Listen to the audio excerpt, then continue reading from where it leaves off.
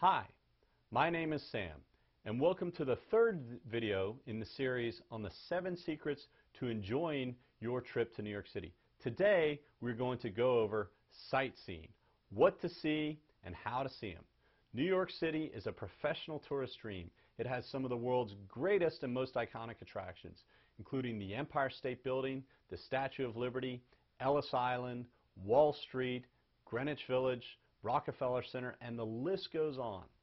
Unfortunately for visitors, if you try to see everything, you can end up missing some of the most important attractions that you originally came to see, and also miss some of the hidden gems that most tourists miss while standing in line at the major attractions. The secret to seeing the sights is to know when to go to them, how to get quick entry, and how to plan a day of sensible sightseeing so you can batch sites together. If you book your trip online, you can easily put too much into one day than you can actually see. Or you can plan and seeing a site and miss dinner due to the lines. We strongly recommend when planning your sightseeing that you call or visit your hotel concierge desk so that they can give you the proper itinerary that allows you to prioritize and properly sequence your sightseeing. They will save you a lot of time and heartache, and tickets through concierges generally cost the same as they would in an attraction. Here are some of the tips on the sites that you must see.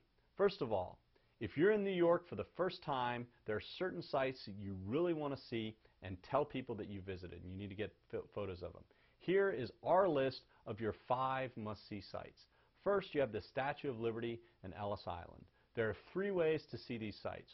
First, you can take the ferry to each one of these sites. If you plan on doing this, then plan a whole day around taking the ferry to both Liberty and Ellis Island. For the best possible experience, we recommend you hire a private guide to give you an intimate view of the islands and their history. If you don't have time, you can buy a boat tour of the harbor that will bring you past these attractions.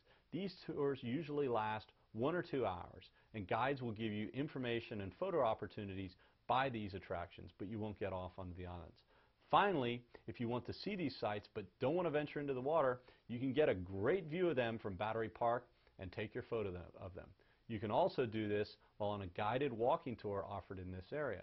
For more information on private guided tours of these islands or public walking tours in this area, ask your concierge or tour company. The second site you must see in New York City if you're coming here for the first time is the Empire Building and the Rockefeller Center. These are the 2 main ways to see the Empire State Building from the street and from the observation deck.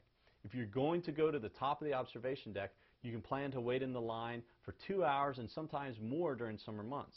If you want an express pass to the top, you'll pay a little more, but you can bring your wait down to half an hour. There are also tours available that allow you to go to the top of the Empire State Building with a guide and a group of tourists, both a walking tour and a pub crawl in the evening. These tours give you a history of the building and a detailed history of the New York City skyline, as well as a chance to meet other travelers. Ask your concierge about VIP or Empire State Building tour tickets. If you want to see the Manhattan skyline and are not particularly interested in the Empire State Building, you might consider the Rockefeller Center observation deck, which has a stunning view of the skyline, including the Empire State Building, as well as a great view of Central Park and Upper Manhattan, which you won't get from the Empire State Building. The Financial District is the third attraction that we say you must see in New York. New York City, since its founding in New Amsterdam in 1624 as a Dutch colony, has been the center of commerce in the United States. Today it has grown into the financial capital of the world, and it all started on a small trading street called Wall Street during the years after the American Revolution, when George Washington took the oath of office on Wall Street to become the first president of the United States.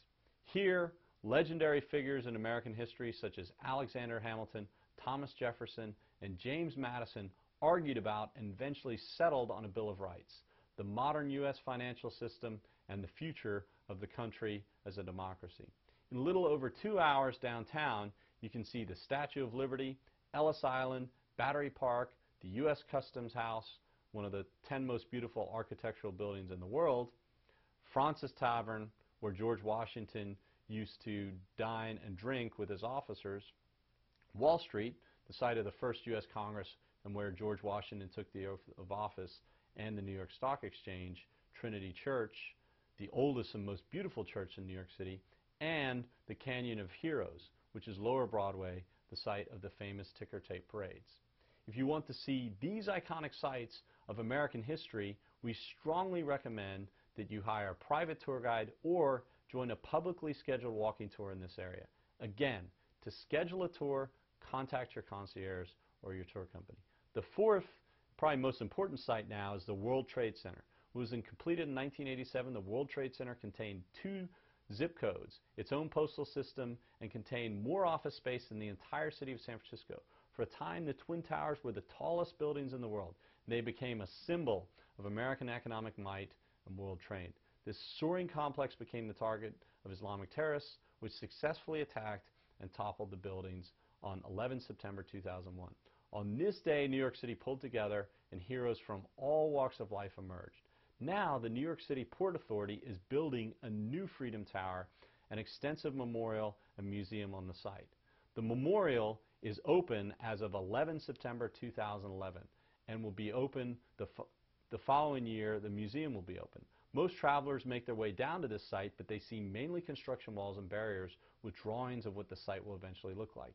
The area is rich with history and stories of heroism. So the best way to see the site is to hire a private guide or join a publicly scheduled walking tour in the area. To schedule a tour, contact your concierge. And the fifth important thing to do is a walking tour. If you're in New York City for the first time, the best way to see the main sites is through a publicly scheduled walking tour, or if you want a private guide. At a minimum, we recommend you take one walking tour through the main sites of Old New York around Wall Street or the World Trade Center. Most of the other time we'll be seeing the other must-see sites.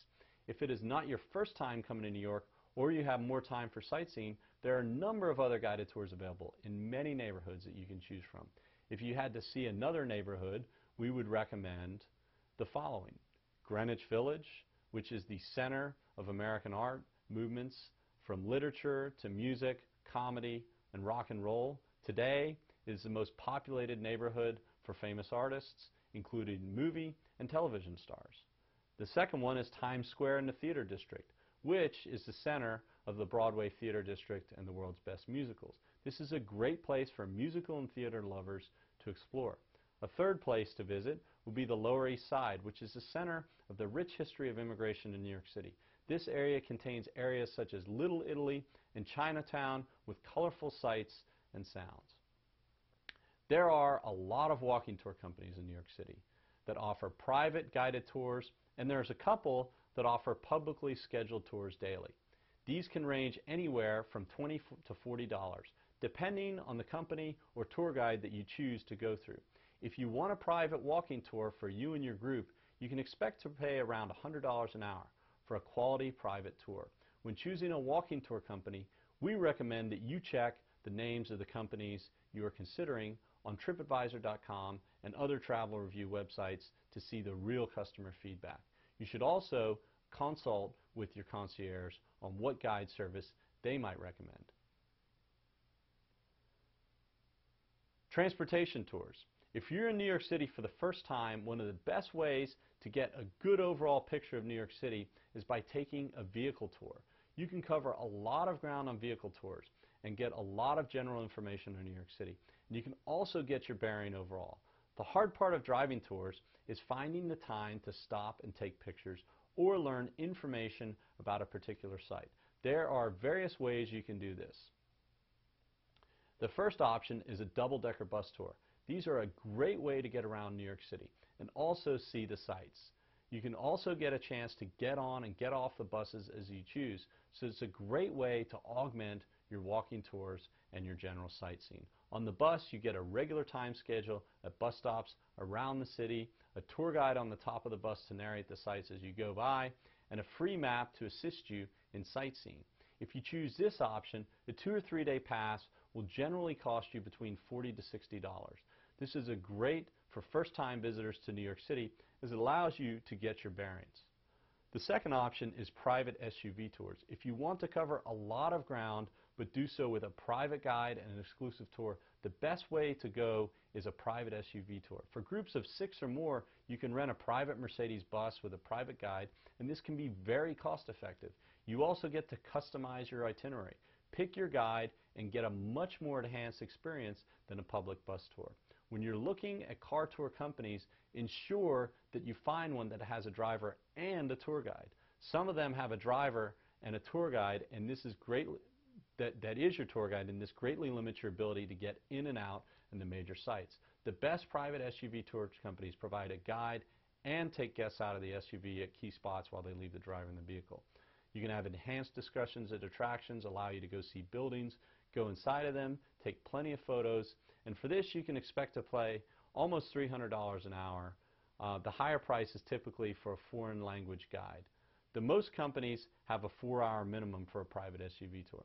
Other tours you consider: helicopter, boat, and bike tours. Manhattan has a great waterfront that is ideal for biking and getting around New York City.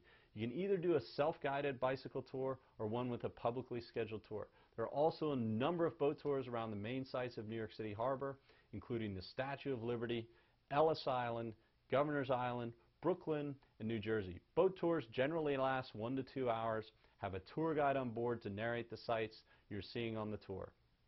You can use regular boat companies or sailboats. Boat tours generally cost between $25 to $50, and bicycle tours can cost from $25 to $40. If you want to get a bird's eye view of New York City and get a unique view of the skyline, you can take a helicopter tour of Manhattan and the harbor. These tours can last anywhere from 20 minutes to an hour and cost from $250 to $500 per person. Like walking tour companies and private guides, we encourage you to do your research on the different transportation tour companies you can choose to see how they rate on TripAdvisor.com and other websites that provide real customer feedback. You should also consult with your concierge or your tour company on what guide service they might recommend. So, I hope you found this video helpful in getting started planning your trip to New York City. Tomorrow, I will go over the next step in planning which is planning your shopping. If you would like to talk to a New York City expert about planning your trip, please enter your name and phone number in the box, and one of our concierges will call you within 24 hours. If you can't wait, you're welcome to call our concierge by dialing the number below. We look forward to helping you plan your trip so that you can truly experience New York City, meet new people, and go home with a story.